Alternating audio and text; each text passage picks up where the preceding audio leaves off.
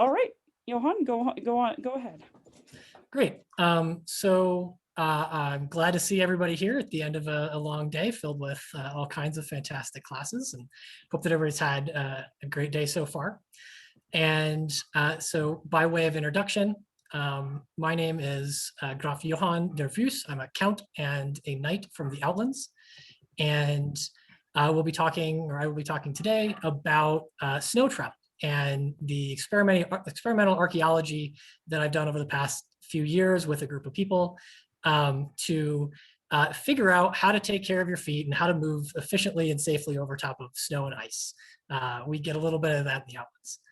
For what I'll be talking through today, I'm going to give a little background on some of the trips that we've done, and then I'm going to talk, because I can't count, I'm going to talk about 4 things. So the first, we'll really be talking about shoes and choices there, and some things to do to your shoes. The second will be about patents. The third will be about crampons, and the fourth is skis. And so the way that I will go through this is I'll talk about sort of each one at the beginning, and then give a little bit of time for questions, and then I'll get into the sort of experimental archaeology side of this after I've talked about the background on each of these objects, really.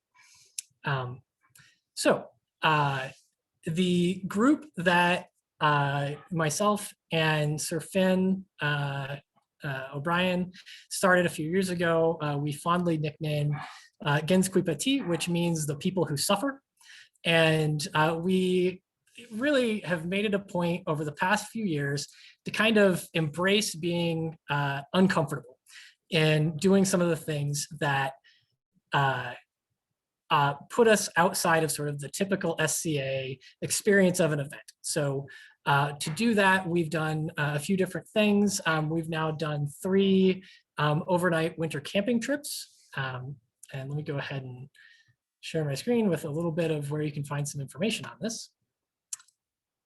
All right, there we go. I have write-ups on these camps on my blog, chivalricpursuits.com, which has not been updated in a while, but has some good pictures, has some good information.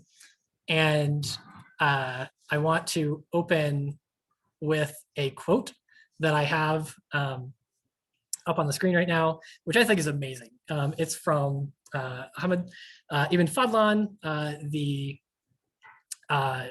Arabic traveler from the 10th century, talking about getting prepared for a trip north. The local people with whom we were on friendly terms urged us to be prudent as regards clothing and take large quantities. They made it sound very frightening and serious. When we saw the reality with our own eyes, however, we realized it was twice as bad as we had been told. Each of us was wearing a tunic, and over that a caftan, and on top of that a cloak of sheepskin, and over that again a felt outer garment, with a head covering that left only the 2 eyes visible.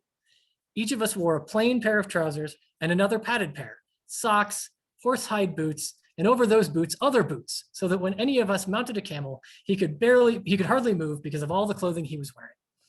And I can say that is probably not necessary when in the outdoors in the Outlands, unless you get a really bad weekend. So we've done 3 of these winter camping trips. All of them have had at least 2 feet of snow. We specifically picked that. So we have to dig out a space. We have to dig down to be able to make a fire pit. We have to pick a part of the year that we can actually have a fire in the Outlands. And we've also done, as a summer trip, we've done a 14-mile overnight hike that we went out and back. And those were all done in leather-soled shoes, which for anybody who's done any kind of hiking, you will realize very quickly that modern hiking boots and leather-soled shoes do not treat your feet and back the same. We've done a bunch of other sort of little trips and little experimental things. One of them was going out and deciding we were going to go fell trees because, you know, everybody should fell a tree at some point, and why not?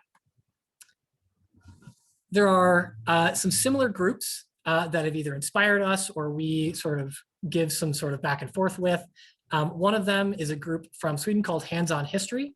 They're a professional group. They do guided sort of Viking hiking tours and are really incredible. They have some great videos on some of their trips.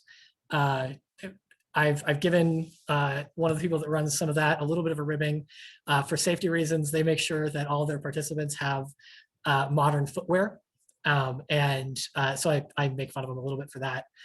And then they remind me that they make money doing what they're doing. So that's its own thing. Within the SCA, there's a cross-kingdom group called Viking Hiking as a Facebook group that you can check out. Most of those folks are back east, but they are spread out throughout the country. And then local to Colorado, not SCA specific, and it has a Lord of the Rings theme to it, but the Misty Mountain Rangers are also folks that do winter hiking and summer hiking in kit.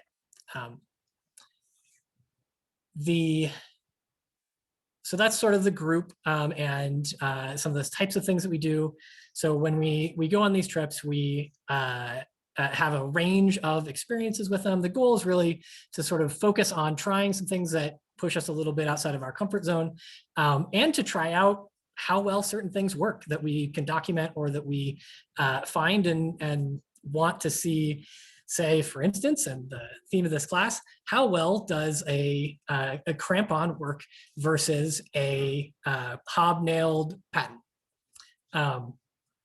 So to move on to the meat of our topic, I'm going to start talking about shoes. So for all of these, I'm going to talk pretty briefly about the objects themselves. But so shoes that I tend to use either come from Bohemian or from Viking Leathercraft. Makes a very easily, quickly accessible, very nice leather-soled shoe. You can get both turn shoes or nailed-on soles. I've found that the turn shoes create more problems when it comes to waterproofing than nailed-on soles do for those. You don't need to have a period shoe, but you don't need to have a modern shoe either. Having spent, several days, 4 days at a stretch, out in the snow that is, 4 feet, 3 feet deep, with just leather shoes, they are perfectly fine to use. They just require a little bit of care, and I'll talk about what some of that is, as far as what happens to the shoes. But as far as preparing them, using beeswax or as a modern substitute for beeswax, snow seal works really well to help waterproof the shoe and specifically to work the beeswax into the lacing where any of the stitching is, helps keep water from, but helps the snow from melting and then absorbing through those breaks in the shoe, right? So just simple beeswax, warm it up a little bit, rub it on, and then work it in with your finger. And that the heat from your finger and the friction warms it up enough for it to absorb and in an ongoing state. I'm a big fan personally, just as a note, of when ordering the shoes, get 2 different pair and swap the laces on them. And now you have 20% more interesting looking shoes. The particulars of the style of shoe that I use, these are a 13th century shoe. They appear earlier. You can look for examples in the Shoes and Patents, History of London. No, London. See, could you focus on take the sharing off so that you're. Oh, sorry, I can do that. Thank you. All right, so shoe. The reason I picked this particular style or something that I find very useful is specifically having external lacing that goes around the ankle, not just for support, but for lacing things through the lacing on your shoe. And that'll be specifically useful when I talk about the crampons and this particular style that I use. A very critical part of keeping your feet warm and functional is having something between the leather of the sole and your foot, which is going to provide some insulation. That generally comes in the form of an insole. I've used both a null bound sort of toe sock there's an example of this as a Mistress Mirabelle found for me that works pretty well. It keeps it on your foot a little bit better in the shoe. And what I found is that the null binding, because it felts into your sock, stays attached to your sock a little bit better. Whether you're wearing chausses or a true sock or something. Alternatively, just felted wool works pretty well, provides some good insulation. Very easy to make, very easy to come by. For around your ankle, either having a wool in particular, but layering wool and linen. So closest to you, linen, then wool on the outside. The wool will help this insulate your body heat away from the snow so that the snow is not melting and getting you wet. Dry snow and sort of snow on top of you is fine, but snow melting and wetting your clothing is bad. Whether it's wool will continue to insulate, and that's great. It's still cold. For my focus, most of what I look at is around the 12th century.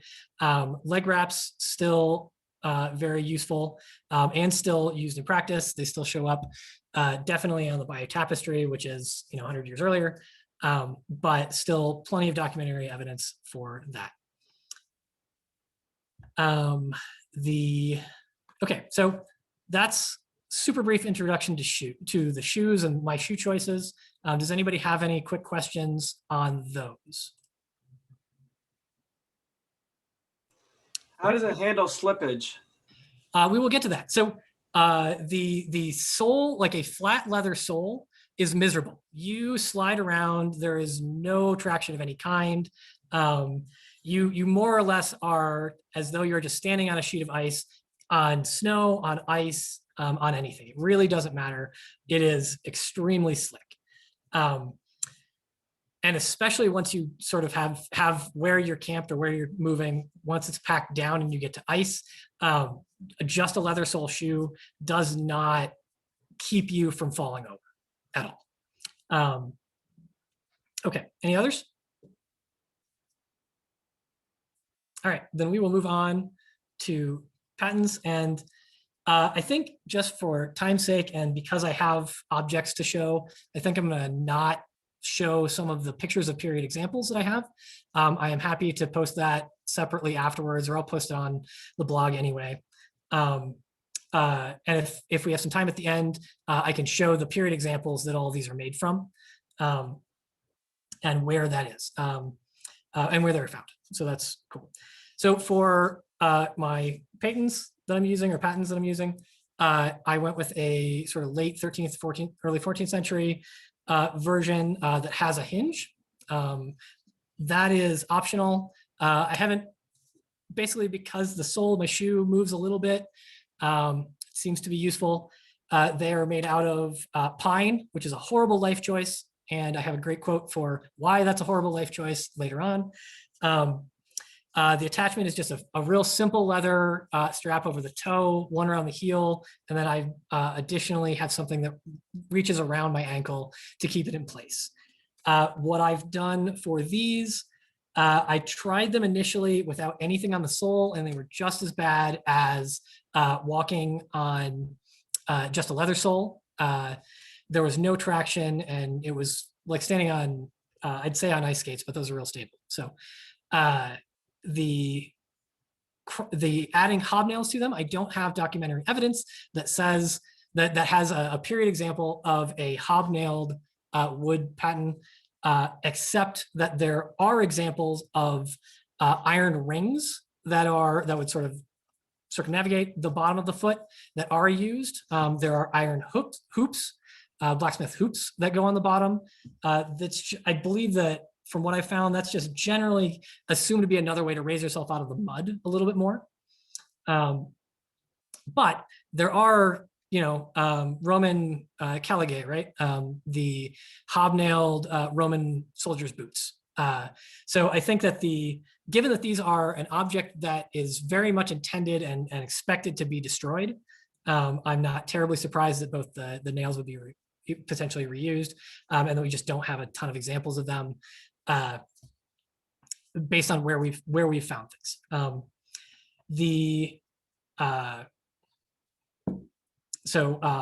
And as something we'll get to later, the type of footwear found in, say, more of the Scandinavian areas that we do have examples of tend to lean more towards crampons rather than pattens.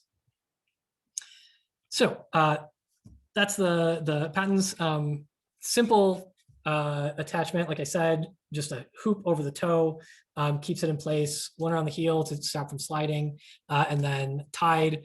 And these I sometimes lace into the available lacing on the shoe. Sometimes I don't. You don't really need it because they don't slide around too much once they're just sort of tied on.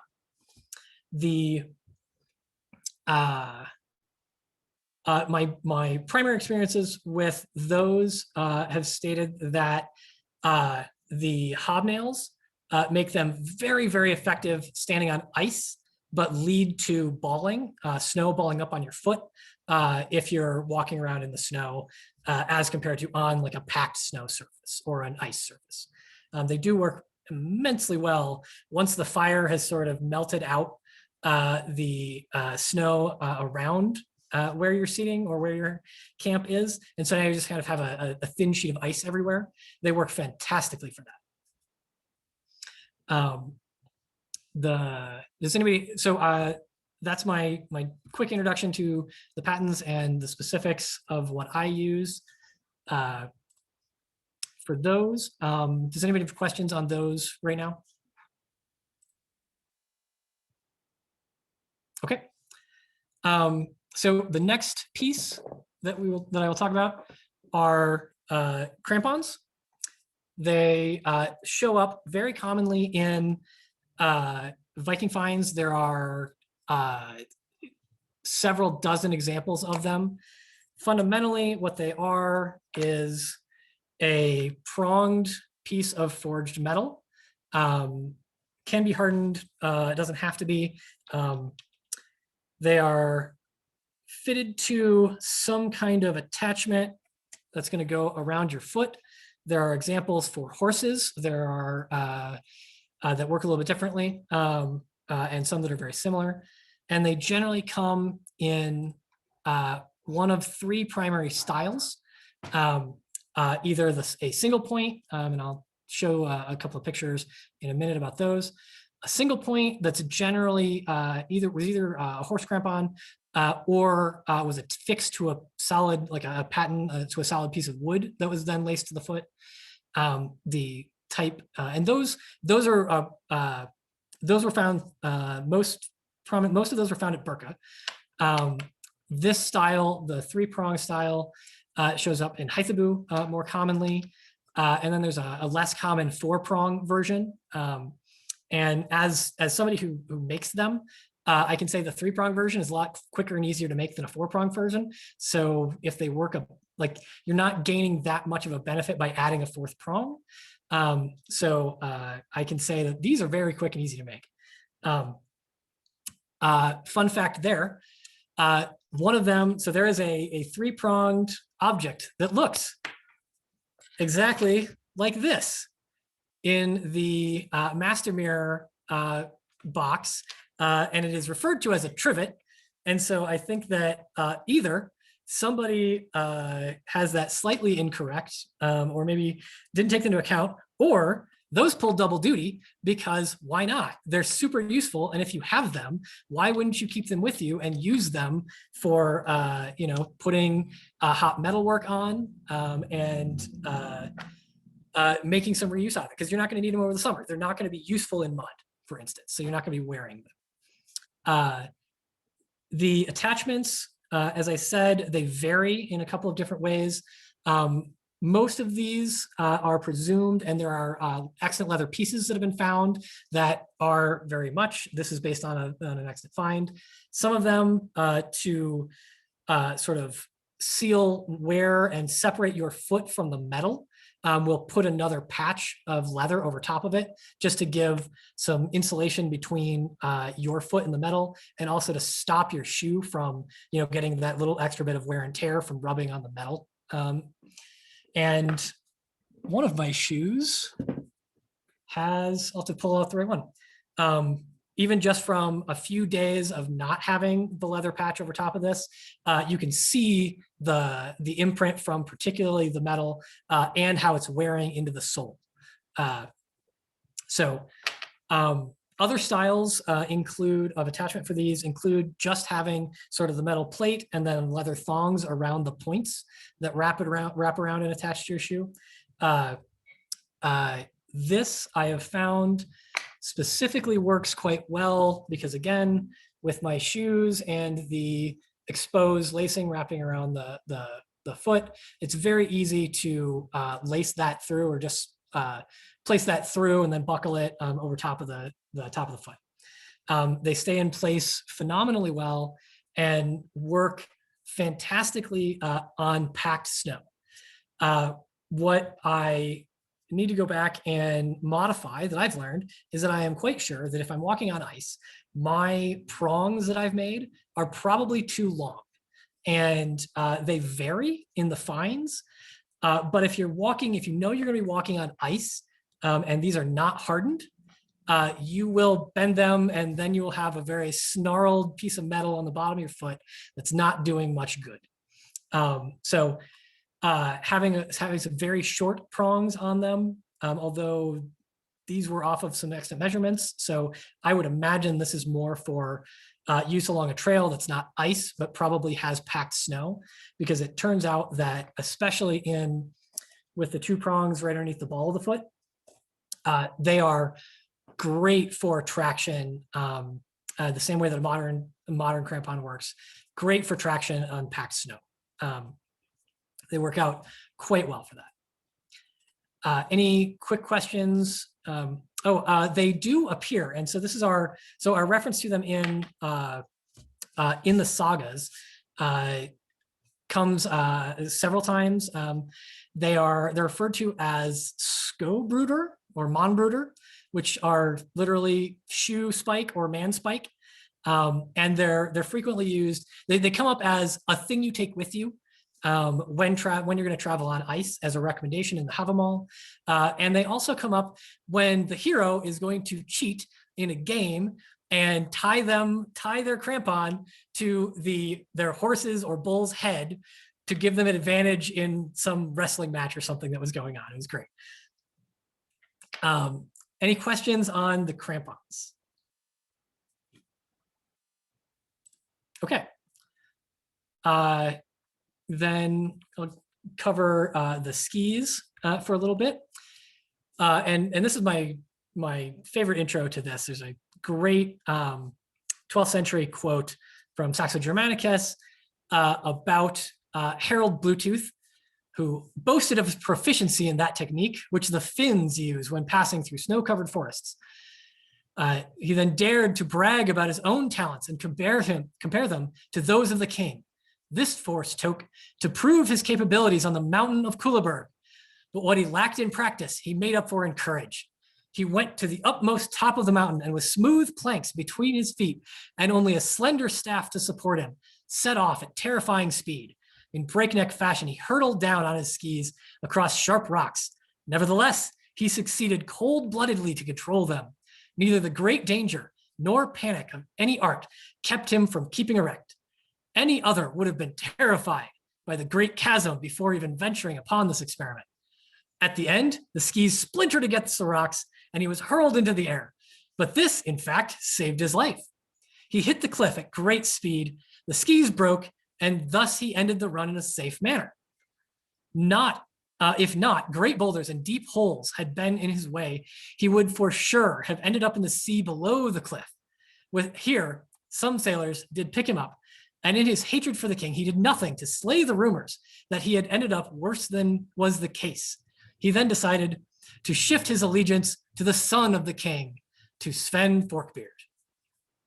So we have this great 12th century description, late 12th century description of somebody downhill skiing with a lurk, so the stick that he's holding, and that this is a common thing. It's documented. It also appears. Skis appear as hunting tools, and the usage of them appears in several sagas.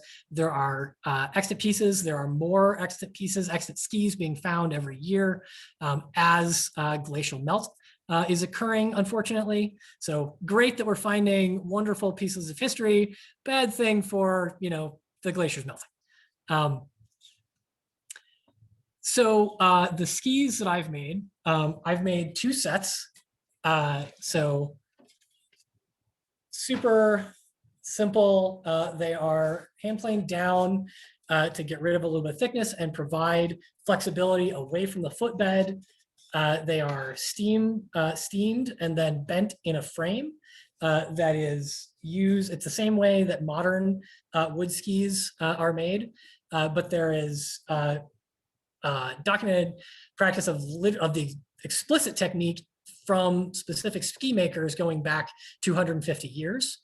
There is also a significant community of Uyghurs in the Altai Mountains in China that continue to make skis traditionally and use them.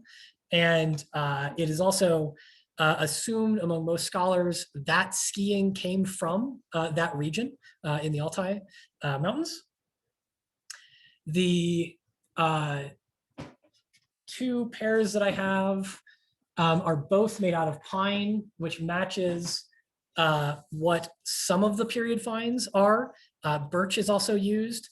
And then in particular, when using pine, I don't know if you'll be able to see this at all, but selecting quarter sawn wood, meaning the grain is running perpendicular to the plane of the bottom of the ski, gives it a little bit more rigidity, and then it's not going to delaminate when you are bending the ski to form the tip.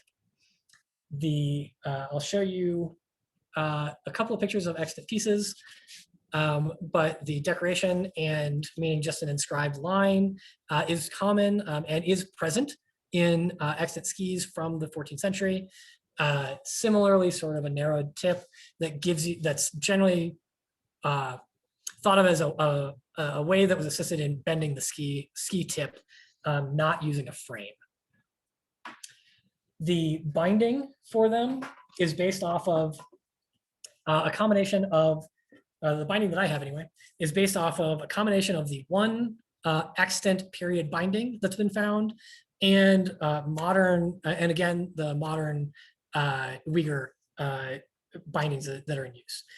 It's comprised of basically a leather strap that passes through a hole in the footbed. Sorry, I'm a little low. Wraps around, ties underneath the ball of the foot, give you a little bit of stability. Has a small piece that you put your toe through, and then a second strap that is wrapped around the back of your ankle to sort of keep your foot in the general vicinity of the ski. This is nowhere near as stable as a modern cross-country ski or anything where you have a fixed toe. Your foot is functioning laterally, almost independent of the ski, so you can't really use modern weight distribution techniques for it, which is where the stick that our quote was talking about, the lurk, comes into play. You use it like a rudder when going downhill, and you more or less sit back like you're sitting in a chair and sit on the lurk and use that to hold yourself up. What I don't have currently or on these are skins. So skins would be an animal hide. They're used in a modern backcountry skiing sense also, that just has a directional hair. And so like a reindeer would be good. But something that when you are moving uphill, the hair sort of compresses flat. So you still slide going uphill. But then when you start, the ski starts to travel back downhill, the opposite, the toe of the ski, the hair digs in and catches in the snow. And it's the exact same principle that modern backcountry skiing works on. It works fantastically well, surprisingly so. so that it gives you the ability to travel uphill on skis. The treatment of these, a mixture of pine tar and beeswax for different parts of the ski. So pine tar to soak the whole top of the ski and the bottom, helps snow from not balling up on the ski because you don't have a solid base. If you don't have the skins on the base of the ski, then having a beeswax layer, again, helps you glide better and keeps snow from balling up. Some of the earliest skis, earlier period examples of skis are very wide, and they function a little more like snowshoes rather than a ski in general. They do a very good job of keeping you above very deep snow, but you're not downhill racing, you're not slalom racing on these skis. So that covers the basics of the skis. Any questions on those so far? How fast do you think you could actually go on those safely? I mean, you're gonna be doing some double. Oh, don't worry, blindfolding? don't worry. I have the answer to that, which is in video form. Just to, I'll save that for last though. It's kind of comical. It's great. So in terms of the actual experimentation and what we're doing on these, when we go on these trips, I've taken all these things. So I made everything except the shoes and the one null bound sock. What I have found that my expectation did not really match what I thought it was going to. I had assumed the crampons were going to be the best thing for ice. I figured that the patents would be great for snow because it would keep my foot away from the snow better.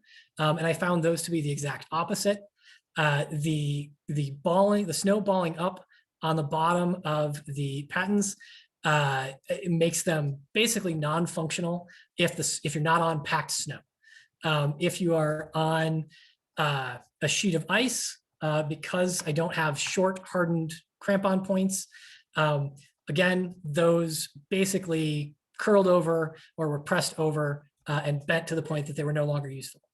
But in the opposite situation, walking in deep snow or in a little bit of track snow, the crampons provided wonderful traction. And on sheet ice, the hobnails of the patents were fantastic. As far as travel speed goes, you don't move very fast in the snow. You don't move very fast on period skis in the snow. You do move faster over deep snow than you would just walking because you're not post hole.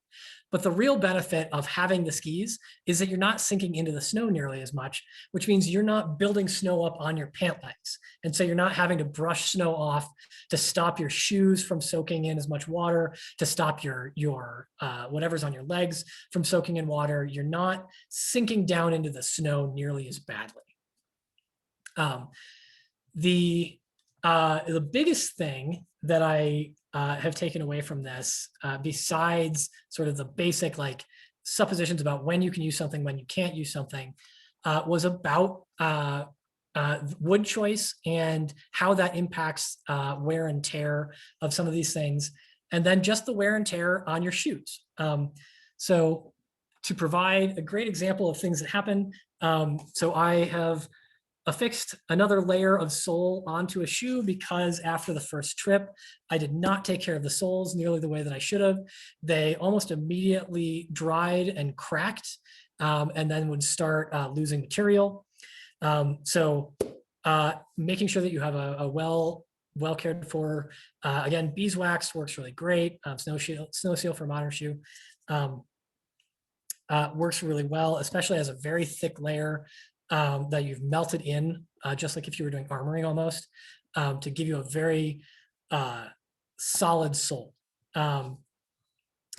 Adding an additional piece of sole is pretty useful, works relatively well. You can either tack it in place or use glue or stitch it in place. Any of those things tend to work, and I'm pretty sure that there are examples and Your Grace, I believe you can correct me from the Shoes and Patents book, that there are examples of repaired soles and patched soles being added, or additional layers of sole being added to shoes. So that as a practice, I believe, has shown up in fines.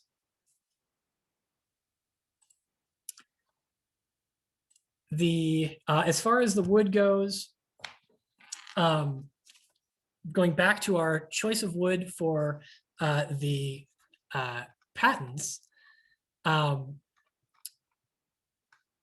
your general choices there should not be the cheap pine that these were, because that just gets torn up. You'd be amazed how much damage. I don't know how much you're gonna be able to see, but looking at my camera, yeah. So even just at the ball, both sides of where the joint is on these have been ground down by, a full 1/8 of an inch just by walking on snow. There is enough, the crystals in the snow do enough damage to pine that it just tears it apart. So period examples use, I believe, alder, poplar, willow, and specifically not aspen, between 1416 and 1460 something, until because they were being because the aspen was being reserved for making arrow shafts, and so there was a decree that said thou shalt not use aspen in your patents, and then it was promptly rescinded 50 something years later.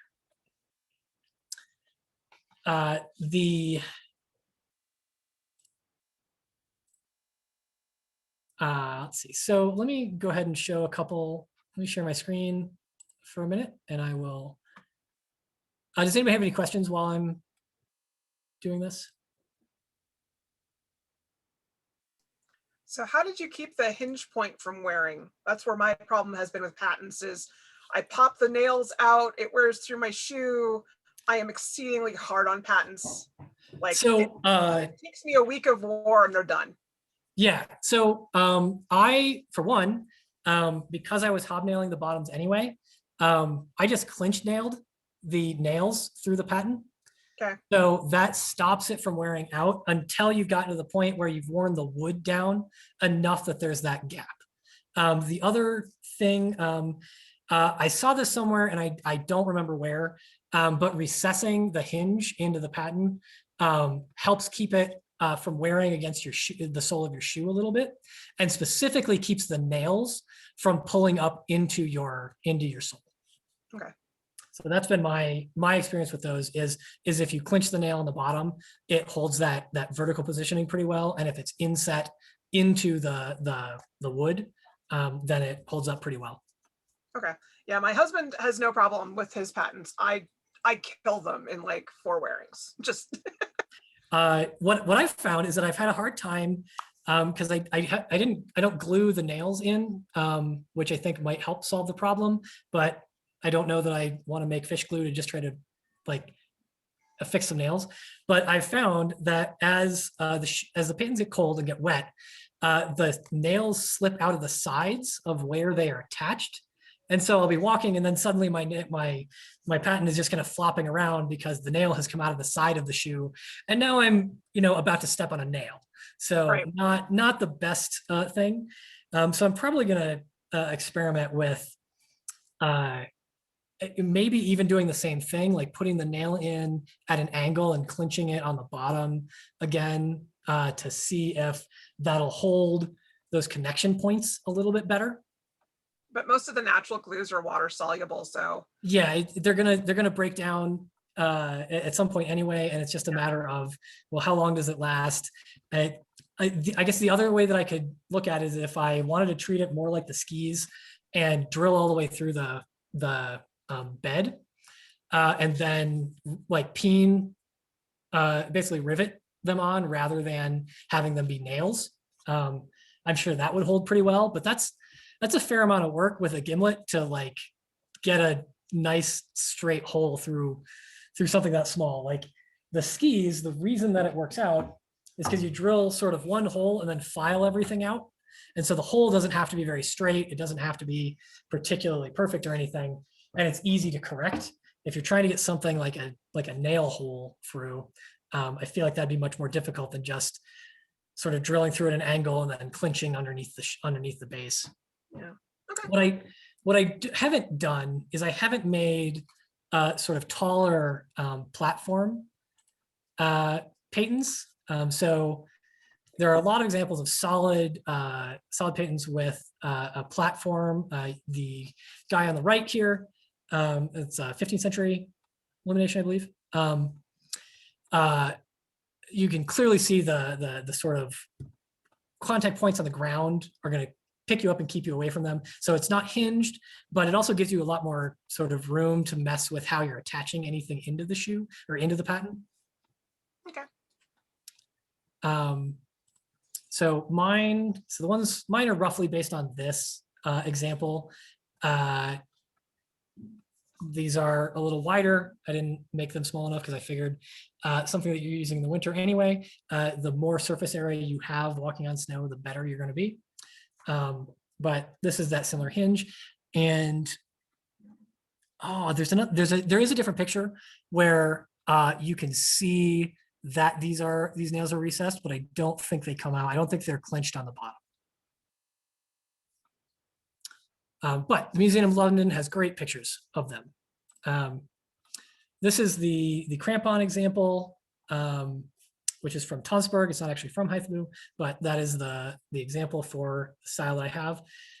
The pictorial, the image that somebody drew, also has somebody wrapping it around the back of the foot to keep it in place. If it's not somehow sort of affixed so it can't slide back and forth, then it's not very useful. But again, I found that just tying it through the lacing that you already have on your shoe works very well. Couple of depictions of skis. Things haven't changed all that much from 1000 BC to 1500. But here are a couple of the extant skis that have been found. If you notice the upper right, so these have all been found in Norway. Most of them have all been found in the last 20 years from one of 3 places. The decoration on the top ski, so you can see there's some other pictures where you can see the incised lines for decoration, and then specifically sort of the built-up tip at the front. And that appears a couple of times in the extant skis. There are about 2 dozen. Here's a drawing from that exhibit of the binding that mine is based on. You can see that same sort of slot cut in the ski. Mine doesn't have a central platform because my skis are a little bit more narrow, a little narrower than these are. An average width for skis, these are 4 inches. An average width for skis, extant skis, is closer to 6 to 8 inches, some as wide as 10 inches. And then here's a picture of a modern recreationist using his lurk and the skins laced around the ski that I was talking about. There are extant pieces that have holes drilled going down the length of the ski along the outside for lacing those skins on directly, meaning that some skis you would have had the skins permanently attached. So you're not gonna be moving as quickly over flat land, but if you expect to be on rolling terrain, you're not taking the time to put the skins on and off as you do in sort of a modern backcountry situation. And then for just how fast you can go blazing down a hill, here is my example from one of our first winter trips.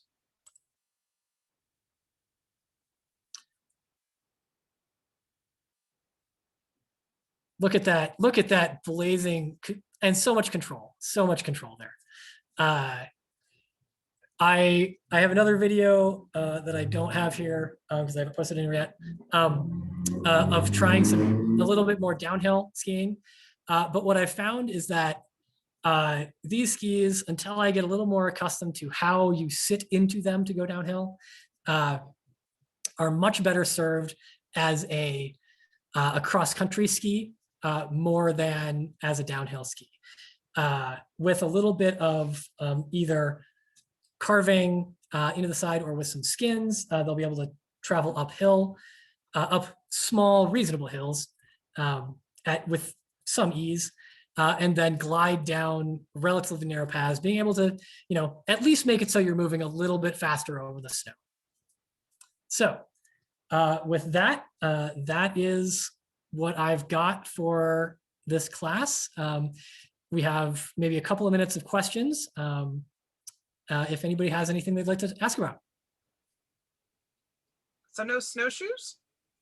So snowshoes. So snowshoes are predominantly a North American thing. Snowshoes, in terms of wide, flat planks, have been found, and the Landbreen ski is questionably referred to as a ski or a snowshoe, but typically snowshoes, the thing you would think of as a snowshoe is a North American and Inuit invention, and is not present in the same way that skis are not present in North America. Snowshoes are not generally present in Scandinavia or in Europe, with the exception of snowshoes for horses. There are examples of like a willow circular frame and sort of a leather web, so like a traditional looking snowshoe that are for horses. But there are not examples that I know of snowshoes in the sense that we think of. There are very short and wide skis that are functionally the same, but the design is just different. Okay, cool.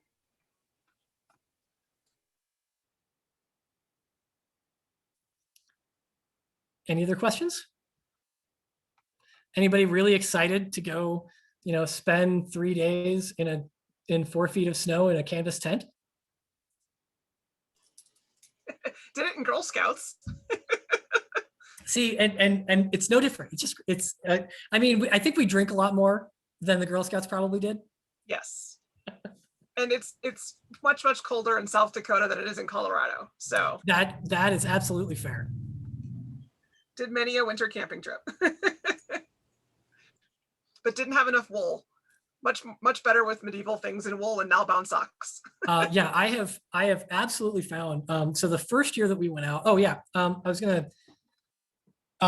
So we've also used like felted boots as like an overboot, and those work really well, specifically because they're thick enough and the felt does enough to insulate you from melting the snow around your shoe, that your feet don't get very wet. It helps that it's so dry out here. That's the thing too. But the first year we went out, we all had just ridiculous amounts of clothing, and I think almost every one of these camps that I've done, I've taken progressively less and less clothing, but just been much more efficient about what I'm bringing. So the like good wool leg wraps are fantastic. Making sure that you don't pack into your shoes too many layers of sock and cut off the circulation to your feet and then make your feet cold that way. Definitely a lot. We're getting much more routine about these trips. So, and of course, the reality is that medieval people really didn't go camping in the winter. So there's kind of that. You had a big, nice, like a nice house somewhere with a fire inside, and that's where you stayed.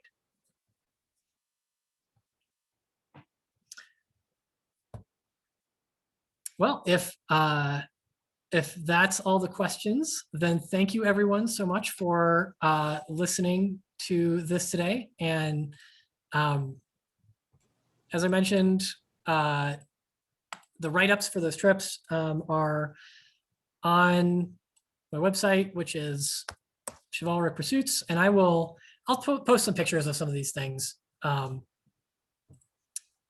I can probably just put this in the chat real quick. Thank you, Your Excellency. Yes, sorry. Going back to wasn't really catching the chat window here, but the Last King, 13th century Norway, yep, is fantastic. I love that movie and has great ski chase scenes in it. So good.